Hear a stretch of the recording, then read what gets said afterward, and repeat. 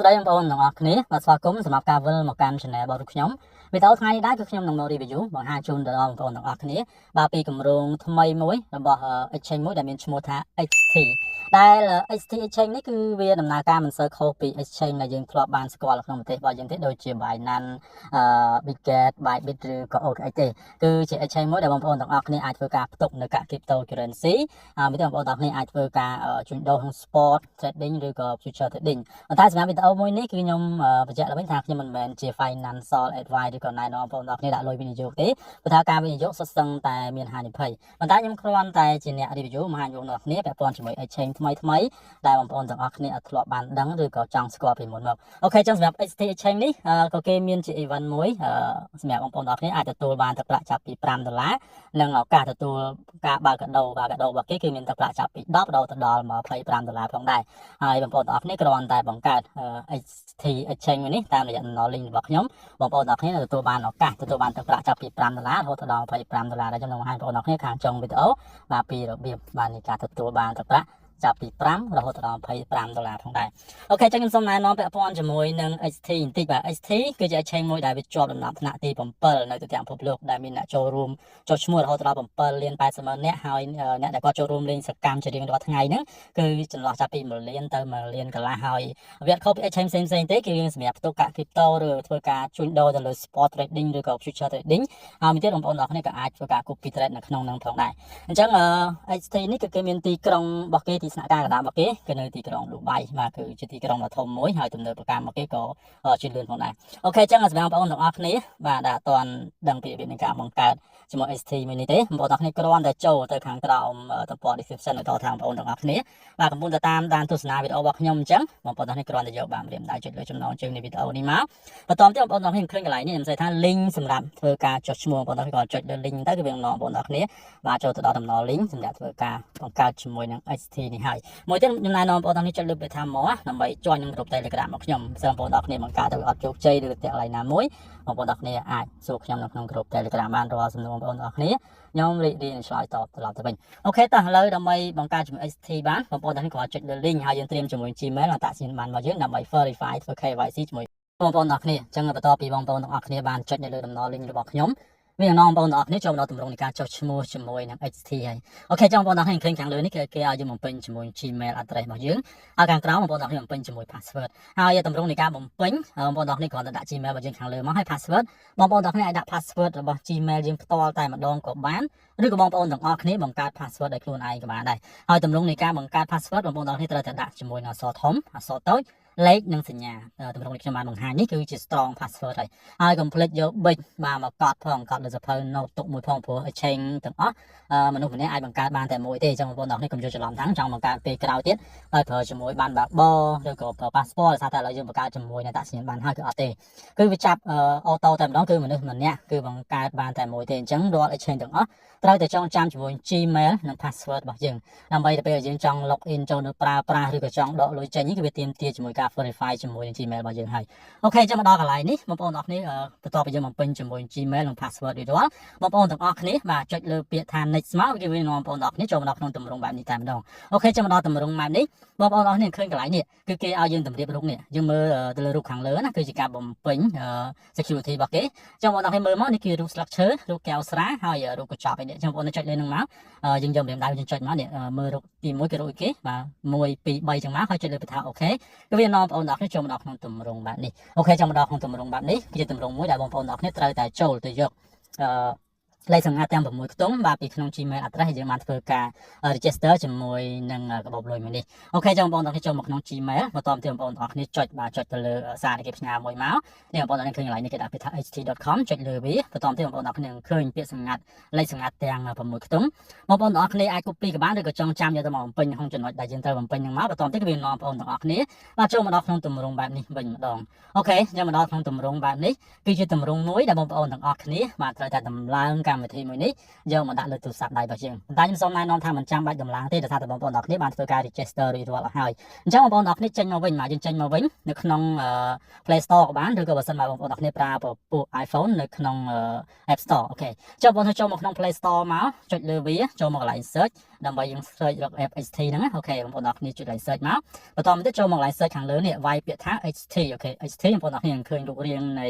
exchange មួយនេះលោតនៅខាងក្រោមនេះហើយនេះគឺជា ht.com ហើយចុចលើពាក្យថា install អូខេអញ្ចឹងនៅពេលវាដំឡើងពេញបងប្អូនទាំងគ្នាឃើញកន្លែងនេះដាក់ពាក្យថា open ចុចលើពាក្យថា open នោះមួយមកបន្តមកទៀតបងប្អូនទាំងគ្នាក៏រកយកម្រាមដៃបើយើងចុចលើពាក្យថា follow ខាងក្រោមមកបន្តមកទៀតក៏វានឹងនាំបងប្អូនទាំងគ្នាបាទចូលមកដល់ក្នុងទម្រង់បែបនេះចូលមកដល់ក្នុងទម្រង់បែបនេះជាទម្រង់មួយដែលបងប្អូនទាំងគ្នាត្រូវតែធ្វើការវាបញ្ចូល Gmail ដែលយើងបានធ្វើការ register មាញ់ហ្នឹងចូលមកក្នុងកន្លែងនេះដើម្បីធ្វើការ log in ចូលទៅក្នុងគណនីរបស់យើងអូខេអញ្ចឹងវាយជាមួយ Gmail របស់យើងមកហើយចុចលើពាក្យថា next បន្តមកទៀតបងប្អូនទាំងគ្នាវាយជាមួយ password ដែលយើងបានធ្វើការបង្កើតការពីមុនហ្នឹងតិចហ្នឹងបន្តមកទៀតបងប្អូនទាំងអស់គ្នាបាទចុចលើពាក្យថា log in អូខេគឺវានាំបងប្អូនទាំងគ្នាចូលមកក្នុងទម្រង់បែបនេះចង់មកដល់កន្លែងនេះធ្វើដូចមុនអញ្ចឹងបងប្អូនទាំងគ្នាមើលរូបខាងលើនេះបាទរូបណាជារូបមុនគេនៅរូបបាតដៃតមករូបនាឡិកាហើយរូបហ្នឹងមកអូខេយើងចុចមករូបទី1រូបទី2រូបទី3មកបន្តមកទៀតចុចលើពាក្យថាអូខេវានាំបងប្អូនទាំងគ្នាចូលមកដល់ក្នុងទម្រង់បែបនេះកន្លែងនេះគឺជាការកំណត់ passkey នៅក្នុង app របស់យើងមិនហើយនៅពេលយើង log in ទៅពេលក្រោយយើងគ្រាន់តែ scan ដៃឬក៏ scan មុខយើងអាច log in បានតែម្ដងអូខេអញ្ចឹងកន្លែងនេះខ្ញុំសូមមិនបង្ហាញទេបងប្អូនទាំងគ្នាបើសិនចង់ set វាអាចចុចលើពាក្យថា enable ហើយបំពេញជាមួយនឹងសារដែលគេផ្ញើក្នុង Gmail របស់យើងដើម្បីធ្វើការ set passkey ណាអូខេចឹងឡើយនេះខ្ញុំមកចង់វីដេអូចំណាយពេលវិញខ្ញុំចុចខ្វែងវាចោលគឺវានាំបងប្អូនទាំងគ្នាចូលក្នុងទម្រង់បែបនេះអញ្ចឹងចំណុចដែលសំខាន់គឺត្រង់កន្លែងនេះដើម្បីឲ្យគណនីរបស់យើង full ហើយយើងអាចប្រើប្រាស់បានដោយពេញលេញបងប្អូនទាំងគ្នាត្រូវតែ verify វាហើយការ verify បងប្អូនទាំងគ្នាត្រូវតែមានអត្តសញ្ញាណប័ណ្ណរបស់យើងអូខេចឹងបងប្អូនទាំងគ្នាចុចលើពាក្យថា verify now មកគឺវានាំបងប្អូនទាំងគ្នាចូលមកដល់ក្នុងទម្រង់បែបនេះអូខេចូលមកដល់កន្លែងបែបនេះគឺវាចាប់ IP address ក្នុងប្រទេសកម្ពុជារបស់យើងតែម្ដងហើយបងប្អូនទាំងគ្នាឃើញកន្លែងនេះគេដាក់ពាក្យថា verify now អូខេចុចលើពាក្យថា verify now នេះមកគឺវានាំបងប្អូនទាំងគ្នាចូលមកដល់ក្នុងទម្រង់បែបនេះខាងលើនៅតែជាប់ប្រទេសរបស់យើងដដែលខាងក្រោមនេះគេឲ្យយើងរើសតើយើងចង់បំពេញ document ឬឯកសាររបស់យើងហ្នឹងគឺជាអត្តសញ្ញាណប័ណ្ណបានបើកបឬក៏ passport អញ្ចឹងបងប្អូនទាំងគ្នាគ្រាន់ចុចលើសញ្ញាព្រួយបាញ់ចុះក្រោមមួយមកបងប្អូនទាំងគ្នាឃើញកន្លែងនេះគេឲ្យយើងរើសឲ្យ ID card គឺជាអត្តសញ្ញាណប័ណ្ណ passport គឺជា passport របស់យើងហ្នឹងហើយ driving license នេះគឺជាប័ណ្ណបើកបរប៉ុន្តែជាការ recommend ជាទូទៅគេឲ្យយើងប្រើប្រាស់ជាមួយ ID card គឺអត្តសញ្ញាណប័ណ្ណរបស់យើងអញ្ចឹងខ្ញុំចុចលើនឹងមួយមកបន្ទាប់មកទៀតបងប្អូនទាំងអស់គ្នាបានសូមបែកថយក្រោយបន្តិចខាងក្រោមនេះខាងក្រោមនេះគឺគេឲ្យយើងបំពេញជាមួយនឹងឈ្មោះបាទឈ្មោះរបស់យើងឈ្មោះជាភាសាអង់គ្លេសហើយត្រូវតែជាឈ្មោះដែលដូចនៅក្នុងអត្តសញ្ញាណប័ណ្ណដែលយើងអាប់ឡូតចូលហ្នឹងហើយខាងក្រោមនេះគឺជាលេខអត្តសញ្ញាណប័ណ្ណរបស់យើងអញ្ចឹងបងប្អូនគ្នាមើលមកនៅខាងស្ដាំដៃអត្តសញ្ញាណប័ណ្ណរបស់យើងផ្ទៃខាងមុខហ្នឹងគឺមានលេខអត្តសញ្ញាណប័ណ្ណរបស់យើងហើយបងប្អូនគ្នាបំពេញចូលលេខហ្នឹងមកចាំចុចលើពាក្យថា next អូខេខ្ញុំចុចពាក្យថា next មកបន្តមកទៀតវានឹងនាំបងប្អូនគ្នាចូលមកក្នុងទម្រង់បែបនេះគឺជាទម្រង់មួយដែលអនុញ្ញាតឲ្យយើងអាប់ឡូតបាទជាមួយនឹងរូបនៃអត្តសញ្ញាណប័ណ្ណរបស់យើងចូលហើយកន្លែងនេះយើងអាចថតអត្តសញ្ញាណប័ណ្ណយើងឲ្យក៏បានដែរហើយយើងគ្របវាឲ្យស្មើទៅហើយយើងចុចលើពាក្យថា next មកអូខេចុចពាក្យថា next បងប្អូនគ្នាចុចលើសញ្ញាបូកកន្លែងនេះមួយគឺវានឹងឲ្យយើងជ្រើសរើសថាតើយើងចង់ថតរូបដោយផ្ទាល់ឬក៏យើងជ្រើសរើសយកពីក្នុងអាល់ប៊ុមរបស់យើងមកអញ្ចឹងខ្ញុំបញ្ជាក់ថាបើសិនជាចង់ឲ្យងាយស្រួលកុំឲ្យពិបាកបងប្អូនទាំងគ្នាអាចថតអត្តសញ្ញាណប័ណ្ណរបស់យើងទាំងផ្ទៃខាងមុខផ្ទៃខាងក្រោយទុកឲ្យហើយទៅហើយមកដល់កន្លែងនេះគ្រាន់តែ select យកពាក្យថា upload បាទ upload from album នេះមកគឺវានាំបងប្អូនទាំងគ្នាឲ្យជ្រើសរើសជាមួយនឹងរូបថតរបស់យើងអញ្ចឹងកន្លែងនេះយើងត្រូវតែបើកឲ្យទូរស័ព្ទដៃរបស់យើងវាអនុញ្ញាតផ្ដល់រូបថតទៅក្នុង app នេះផងដែរអូខេយើងចុចថា upload បងប្អូនទាំងគ្នាយករូបថតមកនេះគឺរូបថតអត្តសញ្ញាណប័ណ្ណរបស់ខ្ញុំអូខេចឹងយើង select រូបខាងលើគឺអត្តសញ្ញាណប័ណ្ណផ្ទៃខាងមុខចុចលើវាមួយមកបន្តមកទៀតខាងក្រោមដូចគ្នាចឹងចុចលើសញ្ញាលេខបូកហើយយកអត្តសញ្ញាណប័ណ្ណផ្ទៃខាងក្រោយហើយចុចលើពាក្យថា next អូខេបងប្អូនចុចពាក្យថា next មកគឺនាំបងប្អូនទាំងគ្នាចូលមកដល់ក្នុងទម្រង់បែបនេះចឹងមកដល់ក្នុងទម្រង់បែបនេះគឺបងប្អូនទាំងអស់គ្នាត្រូវតែធ្វើការបាទ selfie ជាលក្ខណៈវីដេអូអញ្ចឹងនៅក្នុងការ verify នៅក្នុង HT នេះគឺវារៀងតឹងរឹងជាង HM ផ្សេងតិចគឺជាការ verify ជាមួយនឹងវីដេអូរបស់យើងរយៈពេលប្រហែលជា20សេកុងទេគេឲ្យយើងរាប់លេខណាអូខេចឹងបងប្អូនទាំងគ្នាចុចលើពាក្យថា submit for review នេះមកបន្តមកទៀតបងប្អូនទាំងគ្នាទៅធ្វើលេខនេះអ្វីដែលសំខាន់បងប្អូនទាំងគ្នាមើលលេខខាងលើនេះតើមានលេខអីខ្លះគេឲ្យយើងអានលេខហ្នឹងអញ្ចឹងបងប្អូនចុចលើពាក្យថា start record សិនបន្ទាប់មកទៀតបងប្អូនទាំងអស់គ្នាចុចលើពាក្យថា while using the app ខាងលើឬក៏ only each time នេះក៏បានដែរចុចលើនឹងមួយមកបន្ទាប់មកទៀតបងប្អូនទាំងអស់គ្នាចាប់ដើម record នេះវាចាប់ដើម record ហើយអ្វីយើងត្រូវធ្វើគឺយើង selfie ផ្ទៃមុខរបស់យើងណា selfie ផ្ទៃមុខរបស់យើងឲ្យរាប់លេខខាងលើនេះគឺជាភាសាអង់គ្លេសអូខេភាសាអង់គ្លេសក៏បានឬក៏ភាសាខ្មែររបស់យើងក៏បានដែរតែជាទៅគេឲ្យយើងរាប់ភាសាអង់គ្លេសតែបើមិនបងប្អូនទាំងអស់គ្នាអត់ចេះភាសាអង់គ្លេសទេជាស្រ័យផងយើងអាចរាប់ជាភាសាខ្មែរទៅសំខាន់ឲ្យតែវីដេអូរបស់យើងអាប់ឡូតបានអញ្ចឹងណា វីដេអូនេះវាកំពុងតែ record អញ្ចឹងខ្ញុំបងប្អូនរាប់លេខខាងលើនេះមកថាលេខ2លេខ1លេខ8លេខ4លេខ0លេខ4លេខ9លេខ9អញ្ចឹងមកបន្ទាប់មកទៀតបងប្អូនអ្នកចុច stop វាមកអូខេចុចលើកន្លែងកាមេរ៉ាខាងក្រោមមកគឺវា stop ហើយបន្ទាប់មកទៀតបងប្អូនអ្នកនេះគេឲ្យយើង review ឡើងវិញជាទូទៅយើងមិន review ក៏បានដែរព្រោះគេចង់បានតែរូបថតរបស់យើងពិតប្រាកដទេហើយផ្ទេរបន្តចំណុចតាក់ញ៉ាំបានមកយើងថាត្រូវគ្នាអត់បងប្អូនអ្នកចុចលើបថា upload វីដេអូនេះមកគឺវាម្ដងបងប្អូនចូលក្នុងទម្រង់បែបនេះយើងចុចមកដំណាក់កាលទៀតគឺ submit for review អូខេបន្ទាប់មកទៀតបងប្អូនអ្នកចូលដល់កន្លែងនេះគឺយើងចូលទៅយកលេខកូដមកលេខកូដ6ខ្ទង់ពីក្នុង Gmail របស់យើងដដែលអញ្ចឹងបងប្អូនអ្នកចូលក្នុងប្រអប់ mail ហើយយកលេខកូដមកផាសមកត្រង់កន្លែងនេះមកអញ្ចឹងកន្លែងខ្ញុំមិនបង្ហាញទេដល់ពេលបងប្អូនអ្នកផាសហើយគឺវានាំបងប្អូនអ្នកចូលក្នុងទម្រង់បែបនេះគឺបងប្អូនអ្នកគ្នាគ្រាន់តែចុចលើបថា confirm អូខេវានឹងលោតមកដល់កន្លែងនេះគឺ submit របស់យើងកំពុងតែ review វិញមានថាវាកំពុងតែស្ថិតនៅក្នុងការត្រួតពិនិត្យអូខេតោះឥឡូវខ្ញុំនឹងបង្ហាញថានៅពេលដែលគេត្រួតពិនិត្យហើយការត្រួតពិនិត្យក៏អត់យូរទេវានឹងចេញទម្រង់បែបណាវិញបាទនៅបងប្អូនទាំងអស់គ្នាអញ្ចឹងនៅពេលដែលគេបាន review រួចរាល់ហើយមានន័យថាគណនីរបស់ខ្ញុំគឺបានឆ្លងផុតនៃការ review ហ្នឹងគឺយើងបានជាប់ហើយអូខេអញ្ចឹងបងប្អូនទាំងអស់គ្នាយើងអាចចូលមកក្នុងនេះicon ខាងលើនេះបានចុចលើវាមួយអញ្ចឹងបងប្អូនទាំងអស់គ្នាឃើញខាងលើនេះយើងឃើញកន្លែងនេះគេដាក់ពាក្យថា verify ហើយបងប្អូនទាំងអស់គ្នាមានថានៅពេលកន្លែងហ្នឹង verify លុបសញ្ញា text ហើយលុបសញ្ញាពណ៌បៃតងអញ្ចេះមានថា account របស់យើងគឺ full ហើយពេញលេញហើយបងប្អូនទាំងអស់គ្នាក៏អាចផ្លាស់ប្ដូរឈ្មោះរបស់យើងបានដោយចុចលើសញ្ញាព្រោះនេះអូខេចុចឡើងហ្នឹងមកកន្លែងនេះគឺគេមានឲ្យយើងដូរ nickname ណាយើងអាចចុចលើប៊ិចមកហើយសេឈ្មោះរបស់យើងទៅហើយកន្លែងនេះដូចគ្នាដែរនេះបងប្អូនឃើញកន្លែងនេះមួយដូចរូបប៊ិចដែរចុចលើវាដើម្បីផ្លាស់ប្ដូររូបថតចាំដាក់រូបថតយើងក៏បានឬក៏ចង់ដាក់ logo អីក៏បានដែរវាមិនសំខាន់ទេសំខាន់ឲ្យតែគណនីរបស់យើងបាន verify ហើយយើងក៏ថាអូយើងដាក់ឈ្មោះអញ្ចេះទៅដាក់រូបចិត្តទៅវាល្អ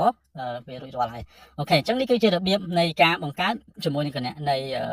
HT Exchange បងប្អូនទាំងអស់គ្នាអញ្ចឹងបន្ទាប់ពីបងប្អូនទាំងអស់គ្នាបានបង្កើត HT Exchange និង verify បានដោយជោគជ័យហើយអញ្ចឹងសម្រាប់លក្ខខណ្ឌដែលបងប្អូនទាំងអស់គ្នាទទួលបានទឹកប្រាក់ចាប់ពី$5រហូតដល់$25គឺងាយទេអញ្ចឹងសម្រាប់លក្ខខណ្ឌទី1ដែលបងប្អូនទាំងអស់គ្នាបង្កើតបាទ HT មួយនេះតាមរយៈដំណើរ link របស់ខ្ញុំបន្តមកទៀតបងប្អូនទាំងអស់គ្នាតម្រូវដាក់លុយបាទ deposit ចំនួន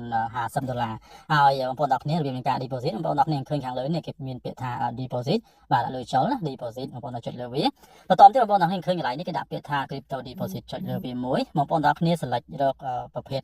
កាក់ដែលយើងចង់ដាក់ចូលជាទូទៅគេដាក់ជា USDT ហើយខ្ញុំបញ្ជាក់ឡើងវិញកន្លែងនេះយើងអាចបាញ់ពី exchange មក exchange ផ្សេងចូលមកក៏បានដែរមិនចាំបាច់តែ deposit តាមរយៈ P2P ទេគឺយើងអាចបាញ់ពី exchange ធំផ្សេងតាមជាប្រភេទកាក់ USDT របស់យើងហ្នឹងហើយរើស network ឲ្យត្រឹមត្រូវទៅបងប្អូនទាំងអស់គ្នាបាញ់ចូលមកគឺចំនួន$50ហើយបងប្អូនទាំងអស់គ្នាទុកលុយរបស់យើងនៅក្នុង exchange HT មួយនេះរយៈពេល7ថ្ងៃនោះបងប្អូនទាំងអស់គ្នាទទួលបាន bonus បាទបន្ទាប់ពីគេផ្ទៀងផ្ទាត់ថាគ្រប់រយៈពេល7ថ្ងៃបងប្អូនទាំងអស់គ្នាទទួលបាន bonus ចំនួន$5មួយទៀតតម្រូវបងប្អូនទាំងអស់គ្នាបាទធ្វើការ trade បើថាបងប្អូនទាំងគ្នាចង់បានលុយបន្ថែមបងប្អូនទាំងគ្នាធ្វើការ trade ដែលមាន volume trade មិនថាជា spot ឬក៏ future trading ទេប៉ុន្តែជាទូទៅខ្ញុំសូមឲ្យយើងអាចសាកល្បងជួយ future ទៅសាក future ឧទាហរណ៍ថាយើងដាក់$50បើយើងគុណ10បាន500អញ្ចឹងយើង trade តែ2ដងទេគ្រាន់តែ trade ហើយយើងលក់ចេញយើង cancel ហើយយើង cancel យើង close វាចោលមកគឺតែ2ដងគឺគ្រប់ចំនួនលុយ$1000ហ្នឹងហើយនោះបងប្អូនទាំងគ្នាទទួលបានឱកាសក្នុងការបើកជាកាដូដែលកាដូរបស់គេគេបញ្ជាក់ឲ្យគេមានលុយចាប់ពី10រហូតដល់$25អញ្ចឹងហើយនេះគឺជា